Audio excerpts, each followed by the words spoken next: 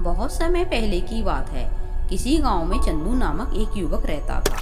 वह बड़ा ही शरारती था, इसलिए गांव वाले उसको पसंद नहीं करते थे। खजूर के पेड़ की तरह बड़ा हो गया है, मगर तेरी बचपन की शरारतें अभी तक नहीं गईं। मुझ बूढ़े को परेशान करते हुए तुझे शर्म नहीं आती? अरे रे काका, आप तो बुरा मान गए। मैं तो बस मजाक कर रहा था। वह पढ़ा लिखा भी नहीं था। एक बार उस गांव में एक मशहूर ज्योतिषी आया। उसने गांव के बीच में स्थित एक पेड़ के नीचे अपना डेरा डाला। जल्दी ही यह खबर पूरे गांव में फैल गई कि यह ज्योतिषी बिल्कुल सटीक भविष्यवाणी करता है और किसी का भी भविष्य केवल हाथ देखकर ही बता देता है। चंदू भी अपना भविष्य जानने के लिए उस ज्योतिषी के पास अपना हाथ दिखाने के लिए जाता है। ज्योतिषी चंदू का हाथ देखकर कहता है, मैंने अपनी जिंदगी में ऐसा भाग्यशाली हाथ आज तक नहीं देखा है। तुम बहुत भाग्यशाली हो चंदू। अगर तुम मिट्टी को भी छूओगे तो वो सोना बन जाएगी। मेरे कहने का मतलब है कि जिस भी कार्य को तुम करोगे उसमें तुम्हें फायदा ही होगा। तुम एक दिन बहुत बड़े आदमी बनोगे। ज्योतिषी की इन बातों पर खुद चंदू को ही यकीन नहीं हो पाता है और गांव के लोग हंसते हुए कहते हैं, अरे ज्योतिष जी, चंदू और भाग्यशाली, और ये क्या कहा आपने कि एक दिन बड़ा आदमी बनेगा? आप क्यों मजाक कर रहे हो? तुम लोगों को मेरी बात झूठी लग रही होगी, लेकिन यह सच है।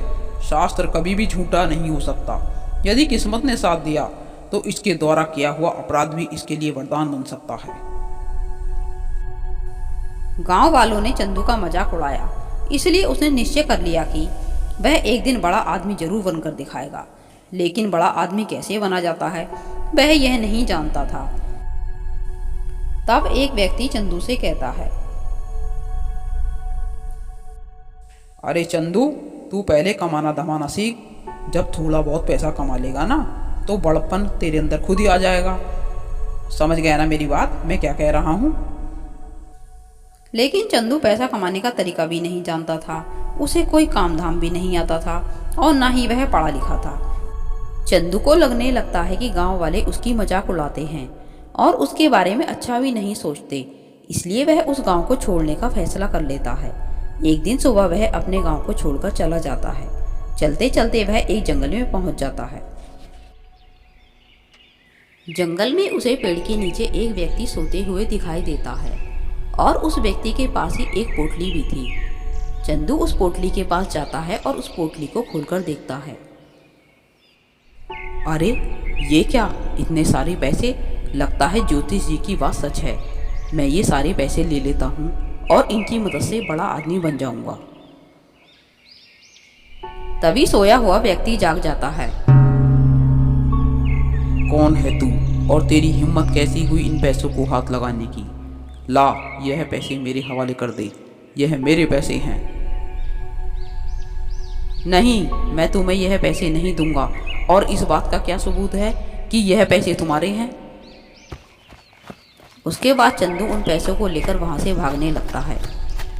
वह व्यक्ति भी उसके पीछे पीछे भागने लगता है। अरे रुक, कहाँ लेकर भागता है पैसे? तू मुझसे बचकर नहीं जा सकता। चंदू नहीं रुकता है और भागता भागता जंगल से बाहर निकलकर वापस गांव में लौट आता है। वह व्यक्ति भी उसके पीछे पीछे भागता हुआ आता है। अरे चंदू, कैसे हाँफ रहा है और तू इतनी तेजी से क्यों भाग रहा है? और ये व्यक्ति कौन है जो तेरे पीछे पीछे भागता आ रहा है? काका, यह तो नामी चोर रंगा है। इस पर तो सरकार ने इनाम रखा है और इसकी तलाश पुलिस कर रही है। पकड़ लो इसे, यह भाग कर न जाने पाए। अरे छोड़ो मुझे, एक एक को देख लूंगा। गांव वाले रंगा को पकड़कर पुलिस के हवाले कर देते हैं और चंदू को धन्यवाद देते हैं। रंगा को पकड़वाने में पुलिस की मदद करने के लिए सरकार की ओर से चंदू को इनाम मिलता है। वह उन पैसों से भैंस खरीदता है और दूध बेचना शुरू कर देता है। दूध बेचकर चंदू को अच्छे खासे पैसे मिल जाते थे। लेकिन उसे तो बड़ा आदमी बनना था, इसलिए ज़्यादा पैसे कमाने के लिए वह दूध में पानी मिलाकर बेचने लगता है। लेकिन उसके सामने एक बड़ी परेशानी आ जाती है। परेशानी यह थी कि चंदू जिस गांव में रहता था उस गांव में पानी का कोई प्रबंध नहीं था। गांव के बाहर बहुत दूरी पर एक नदी थी और गांव के लोग उसी नदी से पानी लाया करते थे। और जो लोग खुद पानी नहीं ला सकते थे वे मजदूरी देकर पानी मंगवा लेते थे। चंदू भी मजदूरी देकर पानी मंगवा लेता था, लेकिन जैसे जैसे उसका दूध का व्यापार बढ़ने लगता है उसे दूध में मिलाने के लिए ज़्यादा पानी की ज़रूरत होती है। वह सोचता है कि ज़्यादा मजदूरी देकर पानी खरीदने पर दूध बेचने में होने वाला फ़ायदा कम हो जाएगा और पानी की खपत ज़्यादा होने पर दूध में पानी मिलाने की बात भी खुल सकती है। इसलिए वह अपने घर के पीछे ही गुप्त रूप से पड़ोसी गांव से मजदूरों को बुलवाकर रात में ही कुआं खुदवा लेता है। चंदू की किस्मत इस काम में भी उसका साथ दे जाती है। गांव के कई लोगों ने कुएं खुदवाए पर किसी के भी कुएं में पानी नहीं आता है, लेकिन चंदू के कुएं में 10 फुट की गहराई पर ही मीठा पानी निकल आता है। अब ठीक है, अब मुझे दूध में पानी मिलाने के लिए कोई दिक्कत नहीं होगी, लेकिन गांव वालों को मुझ पर शक न हो इसके लिए थोड़ा पानी बाहर से भी मंगवाऊंगा। लेकिन गांव के लोगों को चंदू के दूध में गड़बड़ी लगने लगती है। चंदू बेटा, अब दूध का स्वाद पहले जैसा नहीं रहा। पहले तो बड़ा ही मीठा लगता था, अब तो पीने का मन भी नहीं करता है। काकी, मैं तो पहले जैसा ही दूध बेच रहा हूँ, भैंसों में ही कोई खराबी हो गई होगी। गांव वाले उसकी यह बात मान लेते हैं और उसके यहाँ से ही दूध खरीदते हैं। अब चंदू का कारोबार और अधिक तेजी से बढ़ने लगता है और वह बहुत ही अमीर हो जाता है। लेकिन एक दिन गांव के कुछ लोग चंदू को दूध में पानी मिलाते हुए देख लेते हैं और उसकी शिकायत लेकर सरपंच के पास पहुंचते हैं। चंदू, तुम पर यह आरोप है कि तुम दूध में ज्यादा पानी मिलाकर बेच रहे हो।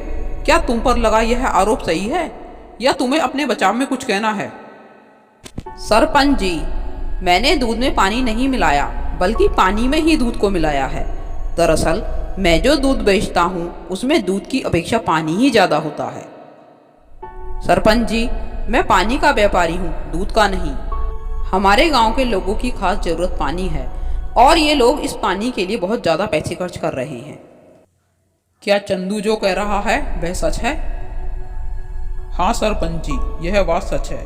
हमारे गांव में पानी की बहुत दिक्कत है, लेकिन चंदू जैसा आदमी मिलावट कर सकता है, यह बात विश्वास करने लायक नहीं है। मुझे लगता है कि हमारे गांव में पानी की तंगी की ओर आपका ध्यान आकर्षित करने के लिए ही चंदू ने ऐसा कुछ किया होगा। गांव वालों की बात सुनकर सरपंच गांव में पानी की परेशानी को दूर करने के लिए अधिकारी के पास प्रार्थना पत्र भेज देता है। गांव वाले चंदू का धन्यवाद देते हैं। अपने ऊपर गांव वालों का भरोसा देखकर चंदू का मन बदल जाता है और वह गलत तरीके से पैसा कमाना छोड़ देता है और विवाह करके ईमानदारी से दूध बेचकर अपना जीवन व्यतीत करने लगता है। चंदू ने गलत तरीके से दूध में पानी मिलाकर जो पैसा कमाया था उस सारे पैसे को वह गांव के विकास में खर्च कर देता है। चंदू, तू बड़ा आदमी बनना चाहता था तो सही मायने में तू आज बड़ा आदमी बना है। बेटा, सिर्फ ज्यादा पैसा कमाने से ही इंसान बड़ा नहीं बनता है, इंसान बड़ा बनता है बड़े काम करने से। कुछ वर्षों के बाद गांव के लोग चंदू द्वारा गांव के लिए किए गए कार्य को देखकर उसे अपने गांव का सरपंच बना देते हैं।